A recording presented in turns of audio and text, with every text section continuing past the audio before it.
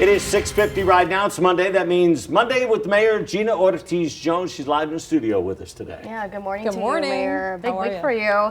Big news on Friday. Let's talk about the police chief. McManus announced his retirement. First, we want to know your reaction. And then second, we now begin that search for the next police chief. What is City Council? What are you looking for in that person? Yeah, well, look, let me, as I did in my statement, express my thanks to the chief for his decades-long service to our city. Serving as a chief for 20 years is kind of unprecedented, really, across the country, especially given the size of our city. So appreciate his commitment to keeping us safe. But yes, the city manager will run a process that will include a national search, right?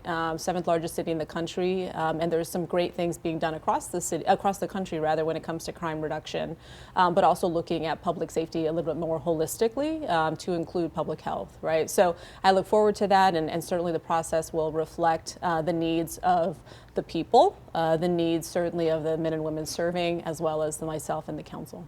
Just real quick, too, it wasn't a surprise. Did you know it was coming? He knew he was going to make this announcement in advance, right?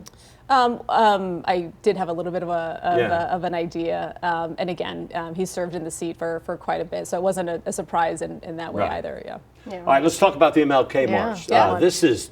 This is one of the most impressive things I think this city does. Absolutely. Yeah. Look, the MLK Commission, led this year by Dr. Doshi Piper, they've done a great job. And it's actually not just the march, right? Over the weekend, it really kicked off on Friday evening with a service put on by the Baptist Ministers Union that I was able to take part in. Really beautiful ceremony because everybody knows, right, Dr. Martin Luther King was inspired by his Christian faith. And so there's been many events over this past weekend that have highlighted that. There was a youth summit just the other day.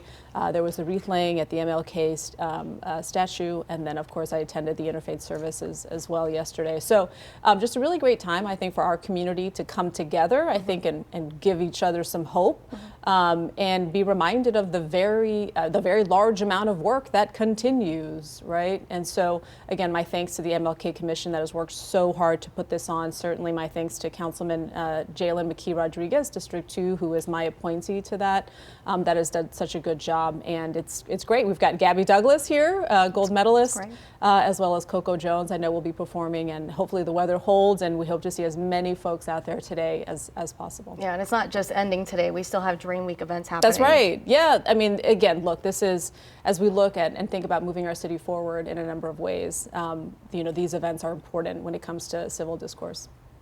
All right, so another thing that's happening on your schedule this week, you plan to have a public meeting to talk about ICE operations in the city. Is this going to be more of a listening session, or do you hope change comes out of this meeting? What can people expect? So look, what I really wanted to accomplish with this is for us to have a public discussion. I think, as I shared last week, there can be there's a couple things going on, right? People are obviously watching the news and are very concerned when they see activities that are counter to how they understand people in our country should be treated, frankly, irrespective of their legal status, right?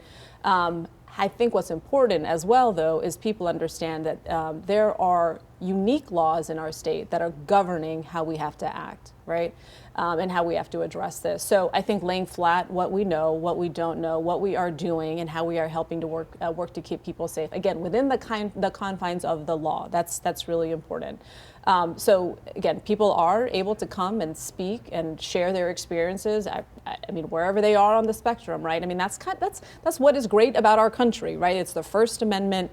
I think, again, we're trying to balance public transparency and public trust. Will everybody walk away from that conversation 100% satisfied? I'm going to guess not. But we are trying our best, again, to be as transparent as we can be, and so people understand what is governing our actions here. And in that transparency, we all saw the video now of the situation in Walmart parking lot where the guy hit the. This video, as a matter of fact. What are we doing as a city to ensure what is happening in Minneapolis doesn't happen here? Well, so SAPD was not involved in that, and so we weren't actually involved in that. I think obviously instances like that are unfortunate. I think that happened actually shortly after I called for the meeting, and it was just a reminder, right, that this is the activities like this that are happening in our community. How do we prevent that? I think people need to understand, one, they need to understand their rights, right, what they have to do and what they don't have to do, irrespective of their status. They still have those protections, and so hopefully we can get to a place where, again, people understand what they have to do in those situations, what they don't have to do in those situations, and if they feel mistreated, right, what is the appropriate recourse for that? All right. Well, thank you so much, Mayor Jones, for your time. We appreciate it. Okay. We'll go ahead and send it to Paul.